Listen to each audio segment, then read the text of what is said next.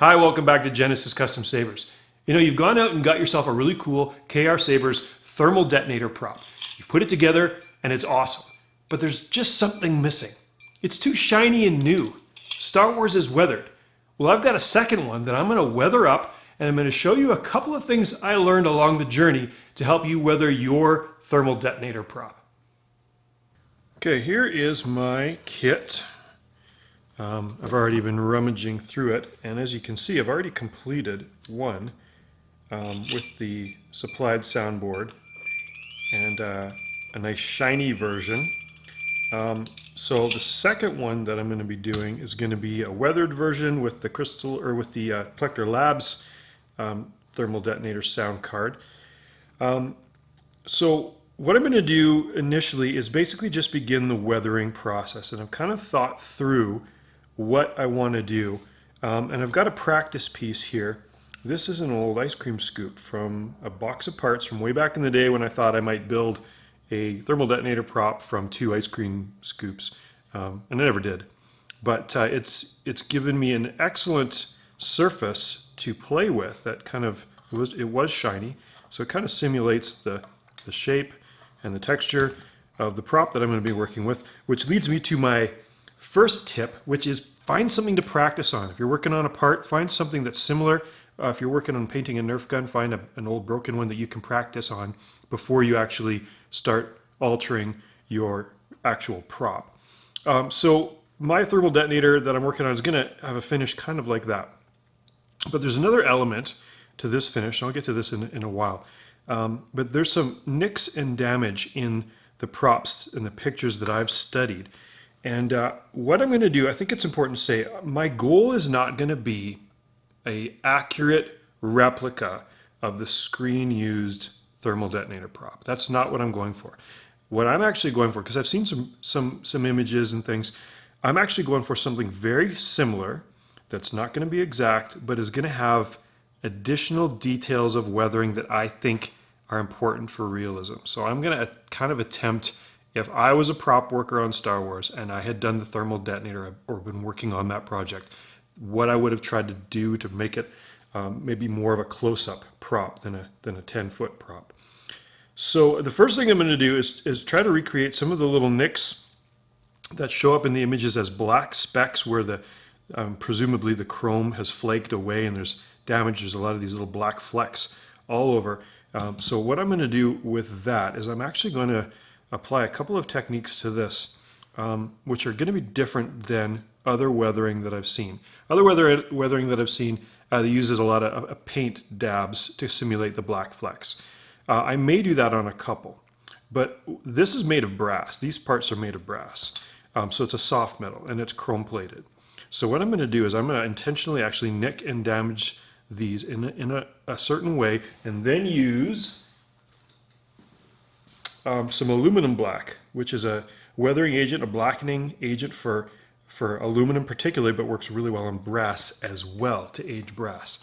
So I'm going to create my own black nicks that are actual nicks in the metal. You know, if you're trying to achieve realism, you can't get more real than real.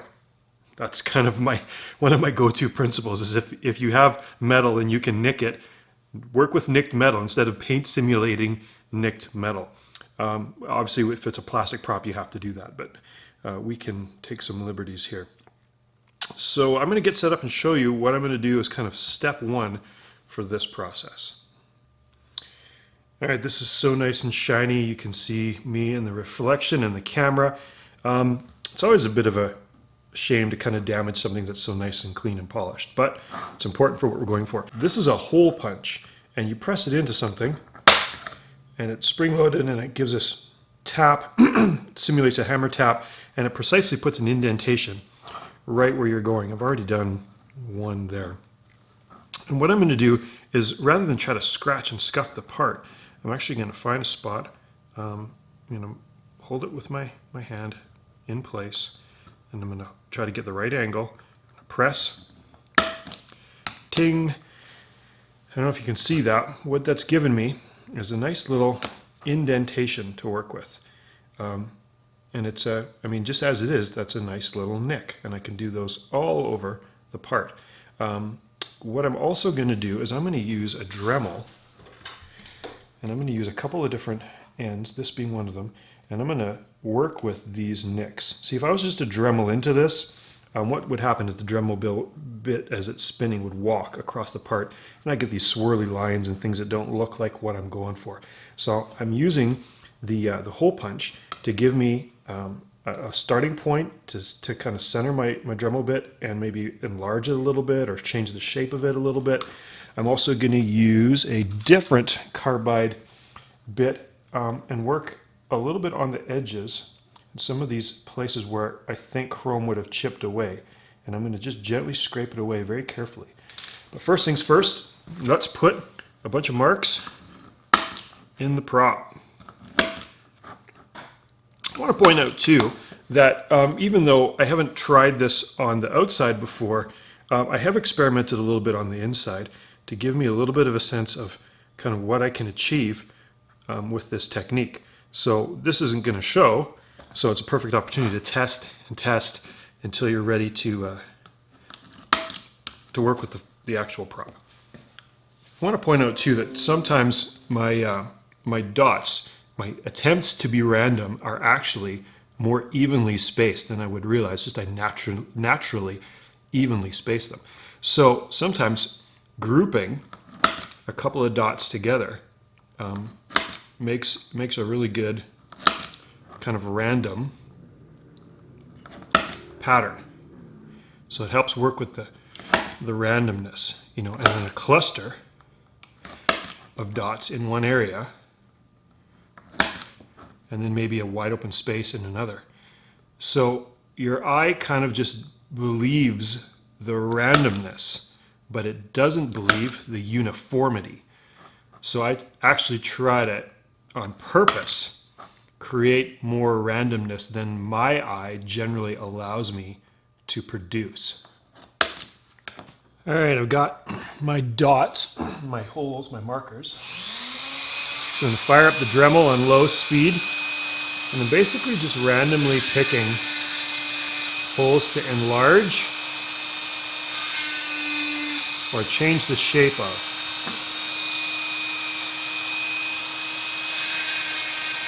Oh, so there's an example of walking the Dremel bit.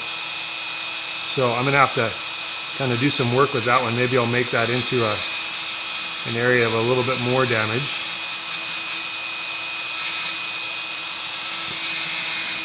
It's an example of when you're weathering, if you make a, quote, mistake, turn it into something like Bob Ross, make it a happy little tree. Add to the story of the weathering with your mistakes. Okay, I've got my my nicks and my little chips that I've kind of created. I ended up just using this bit in order to kind of craft these chip looking things on some of the edges. So one of the last things I do before I apply the aluminum black is I'm going to just gently use some, I don't know, 150 grit, and I'm going to apply just the odd, not too many, scratch and scuff mark. And if I do this right, it's not going to show up much, but it's just going to add to that level of realism. Sometimes I'll do this on the edge as well. I don't want to do it too close to the edge because my scuff marks won't match up with the other hemisphere. So right on the bottom where it sits, I'll do a couple more.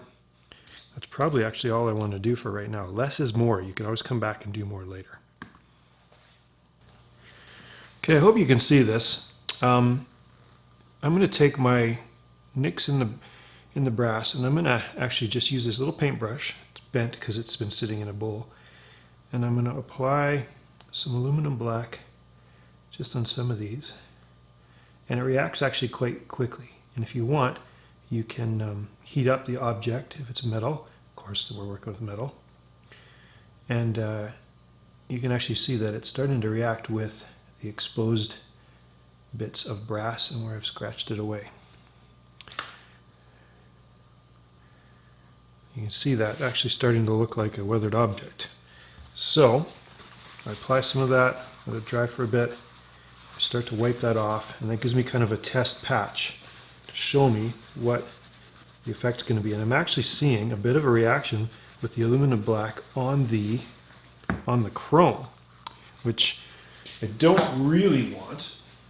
But once I've done this whole prop and I've actually got these little nicks and dots to go black, I can buff it up with a little bit of steel wool, which is part of the process I'm going to do anyways.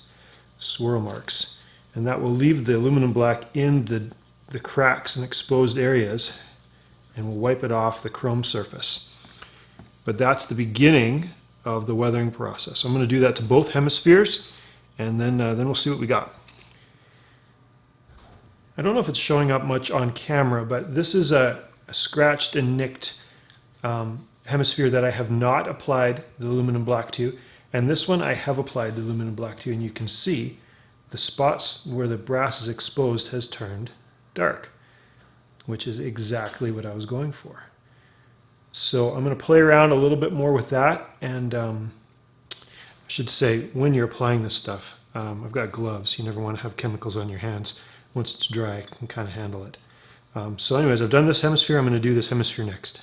Okay, I finished applying the aluminum black and wiping it off, scraping it off with steel wool. And I'm pretty happy with the result. But here's what I've learned. Number one, I've learned that these, I'm wondering if they're copper. Just because when I look at it really closely, where I've exposed what I thought was brass, it actually looks copperish. So I'll have to check with Cal and find out. But either way, aluminum black does work also on copper. The other thing that I learned is the aluminum black reacts with, in some places, the chrome finish, which actually has given me a happy accident, as Bob Ross would say. And so it's allowed me to discolor the metal in another kind of way other than just the chips. So to sum up, I've got chips and nicks, which are now turned black. I've also got discoloration on parts of the prop. I'm also seeing a part here that I missed earlier. A little bit of copper or brass showing there. So I'll go over and kind of touch things up as I go. So really I'm happy with this level of the prop. It's tricky to envision what this is going to look like once I start adding the layers of paint in. And that's part of the knack of this, is not doing too much, but understanding that there's more to come that will accentuate, which will add layers and layers of realism.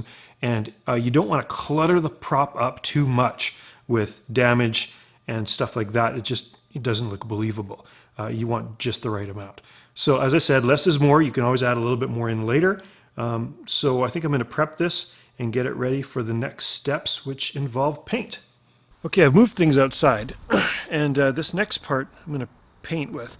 I've got a gold-colored wheel coating. This is like automotive paint, and this is a brown flat camouflage, because when you're kind of choosing the color of the weathering, nature doesn't often give you just one color. It's a combination of several. And in my experiments, again, experimentation is the key, I've determined that these two colors together give me the look that I'm going for. So the way to do this technique, again, what I'm kind of aiming for is this, is my test piece, is I'm going to soak this shop cloth in just paint thinner. I'm going to get a good amount on there. Okay. Again, you'll see why I'm doing this outside. And shake up my rattle cans. I've already done this a little bit. I'm going to do two things. This is the gold. I'm actually going to spray the brown right on the cloth around where my paint thinner is. I'm going to soak that up pretty good. Then what I'm going to do, I'm going to take my prop and just bit by bit, I'm going to dust it with the gold. And then I'm going to dab it and smear with the brown and the paint thinner. And you can see already that gives me kind of the effect that I'm going for. So I want it blotchy in some spots and wiped clear in others. And hit it with the gold again. And again, I'm doing this while the prop's assembled, or partly assembled, so that I can get kind of like an even pattern of my weathering. So if I smear a stretch, it's smeared on both hemispheres right at the same spot. Again, you can use the heavier spots of brown and get more of a get it more kind of caked on there if you want. I actually think I need more gold here. I'm going to let it dry for a second first. Not very long, doesn't take very long. Yeah, it gets me more what I'm looking for. Okay, now I am pretty happy with that for this stage. So I'm actually going to separate it and allow them to dry, and then we'll move on. Okay, so it's been about 10 minutes since I've come in from outside from the painting. The paint's kind of dry to the touch. You can see I masked the band away. So one thing I'm going to do is, in the original prop, I see there are bits where the chrome is actually showing. So I'm actually taking paper towel. It's a little bit abrasive, and before the paint's really dry, I'm just rubbing in areas, and you can see it gets shiny. So I'm going to pick a couple spots where I want to just have little chrome showy patches that are showing through the weathering. Now probably what I'll do is I'll probably hit this with a clear coat, but with these spray paints, sometimes they really respond well to, and I hate to say it, patience. I'm going to let these things dry for several days. I haven't even got my electronics yet, so I'm just going to let these things sit for probably a week, and then I'm going to hit them with a matte clear coat, and then what I'm going to do is I'm going to do the same thing. I'm going to rub away a little bit of the matte clear coat where the shiny spots are, and that'll be the end of the weathering for these parts. Okay, I changed my mind. I'm actually going to add, as I said I might, a little bit of paint, black flecks to this, and rather than bust out a paintbrush and paint, I'm just going to use this little acrylic paint pen that I got primarily for masking and things like that, for acid etching. But I'm going to shake this up, and I'm going to start with this hemisphere. I don't know if you can see it. I've already done a little bit there. I'm just going to pick spots where I wish my weathering was a little bit darker, and I'm just doing little dabs, and that probably can't even tell on camera. That actually is looking more darker and more pronounced where the where the weathering is taking place. These are areas where I've chipped it away, and my aluminum black just doesn't contrast as much as I'd like with the paint. So I'm adding another layer of detail, and I'm not doing all of the spots. And the reason I'm not doing all the spots is because I want a contrast. I want some of the spots to show my aluminum black weathering and some of them to show this black paint. Okay, I hope I've given it long enough to dry. I'm starting to play around with a little wash. And a wash, if you don't know, is just a diluted paint. In this case, I've got a black acrylic with a little bit of brown, so it's mostly black, and it's kind of watered down. And what I'm going to do, I've already done that one. I mean, you can wipe it all over the whole thing and then wipe it off. Or if you want to be more careful not to color what you've done, you just color in the line that you want. And then you've got a little bit of rag with paper towel with some water on it, and you just wipe across the line of what you've done. And a little bit of that paint, you really can't see it there, a little bit of that paint stays in the groove. So if you wipe it too hard, then the next time don't wipe it as tough. And you can see, there we go. You can see this groove has got black in it and these ones don't. So I'm basically just going to go around and do that to all of them. If you want to get really crazy, you can do 2 at a time. I always just be gentle at first just to see how the acrylic paint interacts with the work that I've already done.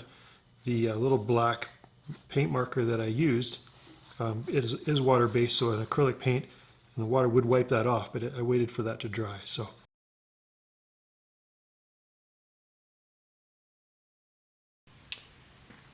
All right, it's been a few weeks, and as you can see, I've got my hemispheres assembled and all the electronics installed. And I learned a couple of things that I wanted to point out. Number one is the weathering that I'm going to show you today would have been better done with the parts disassembled and then assembled, and you could do some fine touches after the fact. But I assembled it first, and now I'm going to finish the weathering this part. So I'm going to use a really small brush. I'm going to make sure not to get any of my weathering, which is a water-based stain. Use an acrylic wash or something. I'm not going to get in any of my switches, moving parts, the port there, or the SD card slot, because it could dry and stick the SD card and then I'll never get it out. So I want to make sure I'm going to be very careful to avoid those parts. If you're not very delicate with your hand, you may want to mask those off. Other thing I learned is that in the Goth 3D chassis, of which this is highly recommended, excellent work. The Goth 3D chassis parts, there's two parts. I got this done in gray PA12 plastic. That's very durable, and it's got it's kind of porous cast metal look. And I primed it and painted it, spray painted it stainless steel. Before I did prime it, though, I sealed it with a Mod Podge so that the porous nature of the product didn't soak up all the paint, so it gives it a more finished look. And then this part I got done in a clear, fine detail plastic because I really like the detail. Spray painted it, or I primed it and then painted it copper. And it's got a kind of an interesting side effect I noticed that I'll show you about in a moment. The other thing I want to tell you about is that in the Goth 3D instructions, he lists that you can put 1.5 millimeter brass rods through some of these holes, and I found that these finishing nails are about 1.5 millimeter, and you can clean up the heads by putting it in your drill and spinning it into some steel wool, or better yet, some sandpaper, and give it a more finished look. And then, as you'll see, these just drop right in and friction fit really nicely in there, and kind of have a head to them rather than just this brass rod, so that kind of gives it a different look, which I like. The other thing I noticed putting it together with the clear plastic that's painted is if I turn it on, fire it up, you'll notice that it's got a blue light that actually shows through on the side. Usually the indicator LED only shows through in that little dot there, because the recommended part is doesn't permit the light to pass through. But even with painting it, even with priming it and then painting it, I still get some light bleeding through on the side, which I actually really like. I like that. Rookie mistake. I tried to demo the functionality of it with the SD card out. I've taken it out for painting. So let's get back to actually what this is about, which is the painting. So I've already done a little bit of a test here. I'm going to use a really small brush, and I'm basically using this mix of brown and black water-based stain, which I really like for this kind of thing, and I'll give you an idea of how that works. And I just rub that in. Now I'm not doing any of the areas that have the sensitive electronics yet, and then I wipe that away with the microfiber cloth. And it sits in the cracks, and it looks a little gritty and grimy when it dries. It dries matte, and it gives you a really cool finish. If I want more, it's a water-based stain. I've mixed brown and black, and I'm just going to get it in the grooves. I'm doing little bits at a time. This stuff doesn't dry very quickly, so you don't. If you're using an acrylic wash, you have to get it off quickly. But as you can see, I dab some places and I wipe others, and it kind of accumulates in the cracks. And that's going to dry flat or matte and give a really cool effect. So I'm going to carefully do around all the little bits and bobs and electronics and finish this off. Okay, kind of the last step, I think, that I'm going to do now, because you can see it's kind of dried there. I've already done a little bit of it. I'm going to take a silver paint, dab a little bit on my glove, rub it until it smears around and there isn't any globs. And then I can basically go over any raised areas, because when you do a porous surface like this, or a porous material, your weathering kind of darkens the whole thing. And so this just adds another layer of kind of detail. And I don't want to touch anything that's copper or brass with this. I don't know if you can tell, but it just kind of just helps it to pop and look a little bit more realistic, a little bit more metallic. And other than maybe some minor touch-ups, that's kind of it. So the last thing, I guess, is to pop in my SD card, which I removed for painting. Okay, I got the SD card to sit properly in there. Can fire it up. Everything's working, looking really good. I can seal that up, and we're done.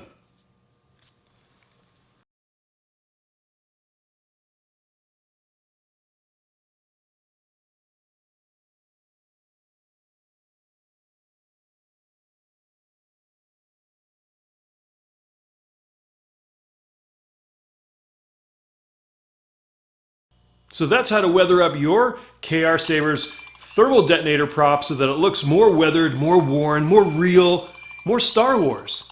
I hope this has been helpful and entertaining. If you like this kind of stuff, please subscribe to my videos and click the little bell thing so you're notified when I come up with something else to put on video. Thanks again for watching.